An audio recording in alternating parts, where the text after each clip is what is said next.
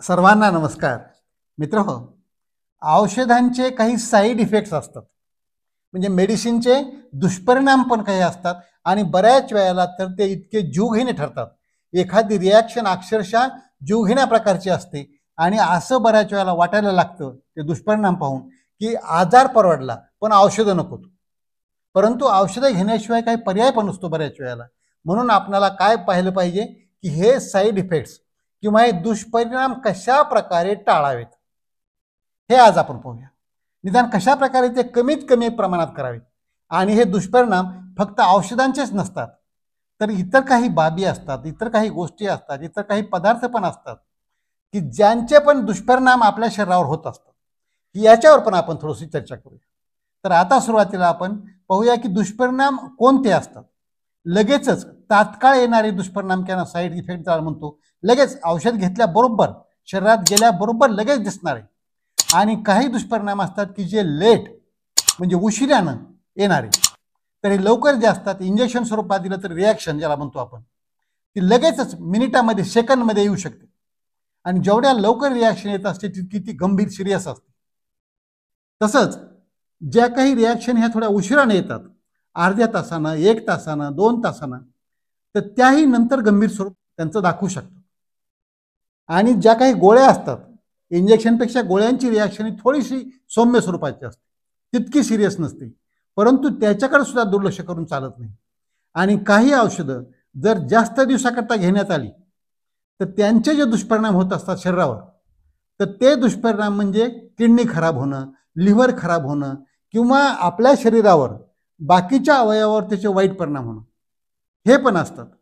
तर आपण हे तात्काळ होणारे जे दुष्परिणाम असतात ते कसे ओळखले पाहिजेत की औषध शरीरामध्ये गेल्यापासून, इंजेक्शन स्वरूपात असो किंवा गोळीच्या स्वरूपात असो, जर पूर्ण अंगाला खाज येत असेल, चुनचुनचुन व्हायला लागलं, खाज येऊ लागली, ओठावर जास्त वाटू लागलं, तळहात खाजवू लागले, तळपायाकडे चाललं, किंवा तुम्हाला थोडंसं चक्कर आल्यासारखं वाटू लागलं, मळमळ आल्यासारखं वाटू लागलं, उलटी होते काही असं वाटू लागलं, तुम्ही चक्कर येऊन पडता असं वाटू लागलं, थोडासा घाम येऊ लागला, तर ओळखायचं असतं. किंवा काही वेळेला ते चट्टे उमटतात अंगावर, धाबडे आल्यासारखे येतात. तर अशा प्रकारचं जर दिसू लागलं, लालसर काही चट्टे दिसू लागले, तर त्यावेळेला त्या औषधाची, इंजेक्शनची, गोळ्यांची काहीतरी रिॲक्शन येत आहे हे ओळखलं पाहिजे आणि तात्काळ त्या डॉक्टरांना गाठलं पाहिजे, त्यांच्याशी संपर्क केला पाहिजे. कारण ह्या रिॲक्शन्स जर लवकर कंट्रोल नाही केला तर हे जीवघेण्या ठरू शकतात. की गोळ्यांची असेल, इंजेक्शनची असेल, तर लवकर तात्काळ ते दाखवलं पाहिजे. पण अगोदर आपणाला काय पाहायचंय की या औषधांची रिॲक्शनच येणार नाही आणि हे दुष्परिणाम आपल्याला कसे टाळता येतील हे आपल्याला पाहिजे. महत्वाचं, जे दुष्परिणाम उशिरानं होणारे असतात त्याच्यामध्ये अवयव खराब होणं हा तर एक भाग झालाच, परंतु दुसरं त्याच्या मागे एक असतं की त्या औषधांची त्या व्यक्तीला सवय लागत असते. अशी सवय लागते की ते औषध घेतल्याशिवाय त्याला भागतच नाही. जसं एखादं व्यसन असतं तसं औषधांचं, म्हणजे जसं झोपीच्या गोळ्यांची सवय लागणे, अशी काही सवयी लागतात. आणि तिसरं, विनाकारण जर हे औषधं घेत गेलं तर आर्थिक नुकसान विनाकारणच आहे. विनाकारण पैशाचा पण हा अपव्यय आहे. म्हणून पैशाचा अपव्यय करून विनाकारण आपले अवयव खराब करून घेणं याला काहीच अर्थ नाही. म्हणून आपण काही काही प्रिकॉशन्स पाळले पाहिजेत, काही काही नियम आपण लक्षात घेतले पाहिजे. आता आपण हे पण पाहूया की औषधांच्या सोबतच काही बाकीच्यांचे पदार्थांचे जे काही दुष्परिणाम असतात याच्यामध्ये काही अन्न पदार्थ पण येतात. जसं आपण काय म्हणतो की गोड जर जास्त खात राहिलं तर त्याचे पण दुष्परिणाम असतात. तेलकट तुपकट जास्त खात राहिलं त्याचे पण दुष्परिणाम असतात. ते व्यक्ती गलेलठ्ठ जाड होते, लठ्ठपणा येतो आणि त्याच्या मागं मग ब्लड प्रेशर आहे, म्हणजे रक्तदाब आहे, डायबिटीस किंवा साखरेची बिमारी आहे, हा हृदयाचा धोका आहे, लिव्हर खराब होणं आहे, किडनी खराब होणं आहे, हे सगळे त्याच्यावर आलेच आले. हार्ट अटॅक सारखा सुद्धा नंतर त्याचा दुष्परिणाम आला. म्हणजे हे जसे अन्नाचे पण दुष्परिणाम आहेत तसे आपण लक्षात घेतलं पाहिजे, कोणत्या पदार्थाचे कोणते दुष्परिणाम असतात ते पण लक्षात घेतलं पाहिजे, ते पण टाळायचा प्रयत्न केला पाहिजे. तसंच काही विचार पण असतात डोक्यामध्ये, आपण काय म्हणतो निगेटिव्ह थिंकिंग थॉट्स, किंवा निराशाजनक, डिप्रेशनमध्ये जाणारे विचार, किंवा ज्याला काय म्हणतो आपण निगेटिव्ह, हे विचार सुद्धा मनामध्ये त्याचे दुष्परिणाम करतात. पूर्ण बॉडीवर, शरीरावर, सगळ्या अवयवावर, सगळ्या संस्थावर त्याचे दुष्परिणाम होत असतात. हे पण लक्षात घेतलं पाहिजे. तसंच आपण जे आरोग्याचे बाकीचे नियम आहेत, स्वच्छता नाही पाळली तर त्याचे पण दुष्परिणाम होतात. शांतता मनाला स्थिर नाही ठेवलं त्याचे दुष्परिणाम होतात. नियमितता नाही केली त्याचे दुष्परिणाम होतात. पाणी कमी पिलं त्याचे दुष्परिणाम होतात. अतिशय जास्त जर पिलं, गरजेपेक्षा कितीतरी जास्त, त्याचे दुष्परिणाम होतात. आणि तसंच आहार संतुलित नाही घेतला, व्यायाम नियमित नाही केला, त्याचे पण दुष्परिणाम होतात. म्हणजे आपण एक लक्षात घेतलं पाहिजे की एखादी गोष्ट अति प्रमाणात करू लागलं तरी त्याचे दुष्परिणाम होतात, किंवा अजिबातच नाही केली तरी पण त्याचे दुष्परिणाम होतात. म्हणजे चांगली गोष्ट आहे पण ती नाही केली तर दुष्परिणाम होणार. जी गोष्ट अति घेतली की तिथं माती होती, हे पण लक्षात घेतलं पाहिजे. आता हे दुष्परिणाम कशावर ठरत असतं की त्या पदार्थामध्ये, ते औषधं असतील किंवा ते पदार्थ असतील, त्याचे घटक कोणते असतात. म्हणजे कसं म्हणतो आपण, अन्न पदार्थामध्ये न्यूट्रिशनल इन्ग्रेडियंट्स त्याचे काय असतात, त्यात काय काय आहे, किती कार्बोहायड्रेट आहे, किती प्रोटीन आहे, किती फॅट आहे, याच्यावरती अवलंबून असतं. तसंच औषधामध्ये काय असतं, त्या औषधाचं कंपोजिशन काय आहे, केमिकल कंपोजिशन, त्याच्यामध्ये कुठले कुठले ड्रग आहेत, एकच सिंगल ड्रग आहे की 2-3 औषधांचं ते कॉम्बिनेशन आहे, ते कुठलं वेदनाशामक ग्रुपमध्ये बसतं, अँटीबायोटिक ग्रुपमध्ये बसतं, अँटॅसिडमध्ये बसतं, कुठल्या ग्रुपमध्ये पण ते बसतं, याच्यावर पण ते डिपेंड असतं. आणि याच्याप्रमाणे त्याची गंभीरता ठरत असते, गांभीर्य त्याचं ठरत असतं, लवकर रिॲक्शन येणार की उशिरा रिॲक्शन येणार. आता आपला जो मूळ मुद्दा आहे की आपण काय केलं पाहिजे, तर औषधांच्या बाबतीमध्ये अगोदर जो पहिला डोस असतो घ्यायचा, तो इंजेक्शनचा असेल, गोळ्यांचा असेल, कुठलाही असेल, तर पहिला डोस घेताना खूप काळजी घेतली पाहिजे. एकदम कमी प्रमाणामध्ये, जसं इंजेक्शन टेस्ट करतात थोडंसं, त्याप्रमाणे गोळ्या सुद्धा घेताना सुरुवातीला जर 2-4 प्रकारच्या गोळ्या असतील तर एखादीच गोळी सुरुवातीला घेतली पाहिजे, थोडं थांबलं पाहिजे, नंतर थोड्या वेळाने दुसरी गोळी घेतली पाहिजे, थोडं थांबलं पाहिजे, किंवा पूर्ण गोळी घेण्यापेक्षा मोठ्या आकारात असेल तर ती अर्धी करून जर घेतली तुम्ही तरी पण चालतं. पहिल्या दिवशी थोडंसं काय होईल की थोडा वेळ लागेल औषधं घ्यायला, परंतु तुम्हाला प्रत्येक गोळीचं कळेल की याच्यानं आपल्याला रिॲक्शन येते का, याच्यानं काही वाईट परिणाम होतात का. म्हणून हे पहिला डोस हा खूप कमी प्रमाणातला घेतला पाहिजे, थोडा सावकाश घेतला पाहिजे, वेळेचा गॅप देऊन घेतला पाहिजे, आणि लक्ष दिलं पाहिजे का याचा काही परिणाम होतो का, दुष्परिणाम होतो का. तात्काळ होणाऱ्या दुष्परिणाम लगेचच आपल्या लक्षात येऊ शकतात. तसंच विनाकारण औषधं नाही घेतली पाहिजेत, हे दुसरा नियम आहे. जर तुम्हाला खरंच गरज असेल, त्या औषधाची अत्यंत आवश्यकता असेल तरच घेतलं पाहिजे, डॉक्टरांच्या सल्ल्यानुसारच ते घेतले पाहिजे. आपल्या स्वतःच्या मनानं अजिबात घ्यायचा प्रयत्न नाही केला पाहिजे. तसंच दुसरं काय की किती दिवस औषधं कोणती घ्यायची, हे सुद्धा डॉक्टरांच्या सल्ल्यानुसारच घेतलं पाहिजे. जर तुम्ही कितीही दिवस आपल्या स्वतःच्या इच्छेनं, बऱ्याच वेळेला काय होतं की औषधं घेतल्यानंतर की डॉक्टरांना दाखवायची एक पद्धत असते की मेडिकलमधून घेतली तर ते डॉक्टरांना किंवा तिथलं जे कोणी दुसरं तज्ज्ञ असेल त्याला दाखवून ती औषधं तीच आहेत का ह्याची खात्री करून घेतली पाहिजे आणि ती औषधं घेतली पाहिजे.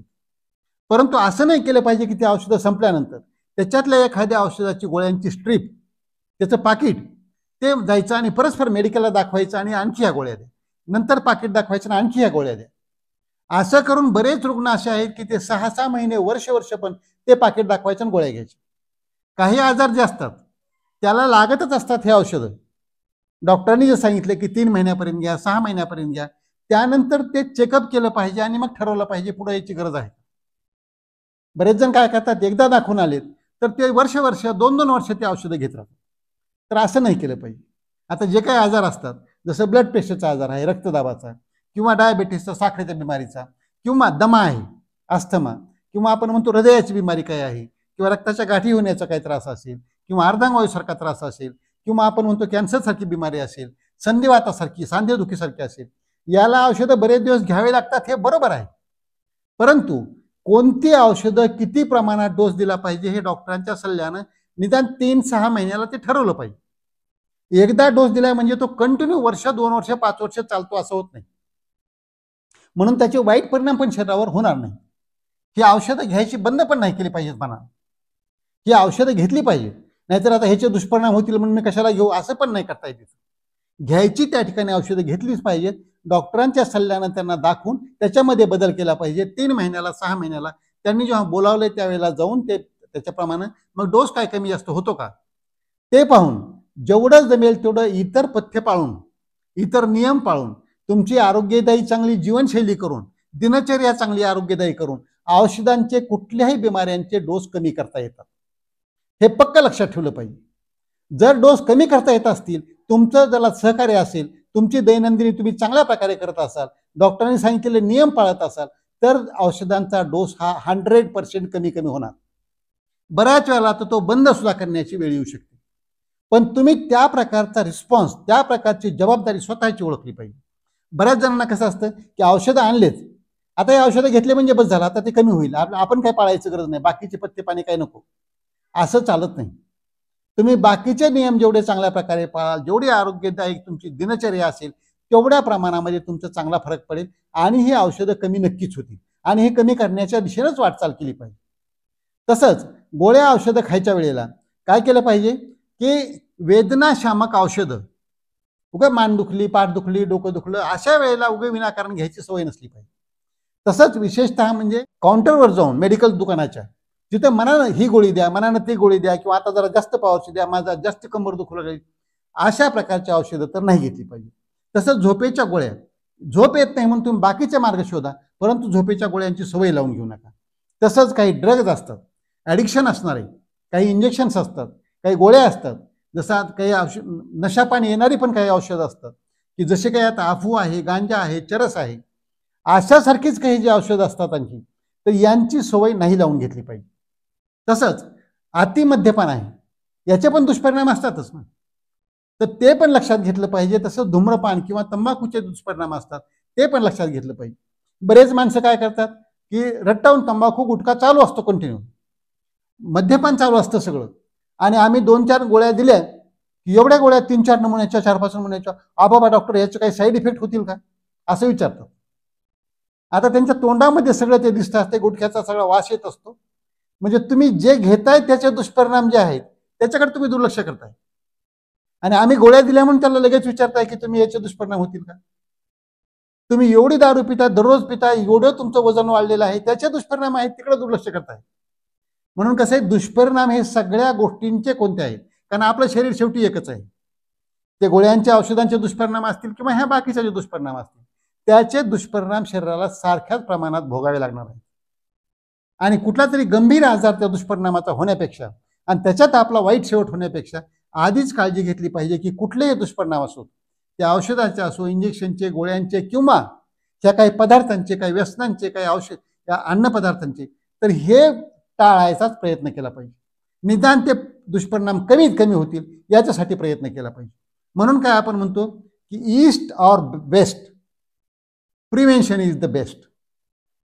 म्हणजे ईस्ट असो वेस्ट असो, प्रिव्हेन्शन इज द बेस्ट म्हणजे काय की होणारच नाही ह्याची काळजी घेणं हे आधी सगळ्यात चांगलं. प्रतिबंध हा उपचारापेक्षा कधीही चांगला असतो. म्हणून आपण काय केली पाहिजे, काळजी अगोदर पहिली स्टेप आहे की प्रतिबंध केला पाहिजे. दुसरी स्टेप आहे की आपल्या आरोग्याचं प्रमोशन केलं पाहिजे. आपली हेल्थ आज ज्या अवस्थेत आहे, ह्या ज्या स्थितीला आहे, ती आणखी वरच्या चांगल्या स्टेजला नेता आली पाहिजे.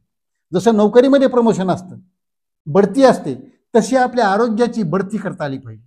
एक दुसऱ्या म्हणजे चांगल्या टप्प्यावर +1 असेल तर +2, +3 असं आपल्याला ह्याची बढती करता आली पाहिजे.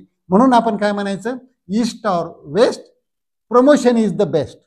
म्हणजे हेल्थ प्रमोशन हे सगळ्यात बेस्ट आहे, आणि प्रमोशन त्या पूर्व अगोदर त्याच्या प्रिव्हेन्शन इज द बेस्ट. प्रतिबंध तर कुठल्या दुष्परिणामांचा करताच आला पाहिजे, आजारांचा प्रतिबंध करता आला पाहिजे. आपण आजारी पडणार नाहीत म्हणजे निरोगी राहण्यासाठीचं हेल्थचं प्रमोशन केलं पाहिजे. तर हे सगळे जे नियम आहेत आपण जे आता चर्चा केली, तर हे नियम पाळूया, कुठल्याही औषधांचे दुष्परिणाम टाळूया, ते कमीत कमी तरी निदान करूया, आणि सगळ्याच इतर बाबींचे सुद्धा दुष्परिणाम लक्षात घेऊन त्याप्रमाणे आपलं आरोग्य कशा प्रकारे चांगलं सांभाळता येतं, किती चांगल्या प्रकारे आपल्याला आपलं आरोग्य ठेवता येतं याची काळजी घेऊया आणि निरोगी राहून दीर्घायू होऊ. आजचा व्हिडिओ आवडला असेल तर इतरांना पाठवा, लाईक करा, कॉमेंट करा, आणि डॉक्टर राम जावळे हे चॅनल जर सबस्क्राईब करायचं राहिलं असेल तर प्लीज सबस्क्राईब करायला विसरू नका. कारण आपलं आरोग्य आणि सत्यमेव जयते, सर्वनाथाहून श्रेष्ठ मला हेच ना. जय जवान, जय किसान, जय भारत, जय इंसान. निरोगी राहून दीर्घायू होऊन आकाशात भरारी घेऊया. चला दोस्त हो, रोगराईला हाकलून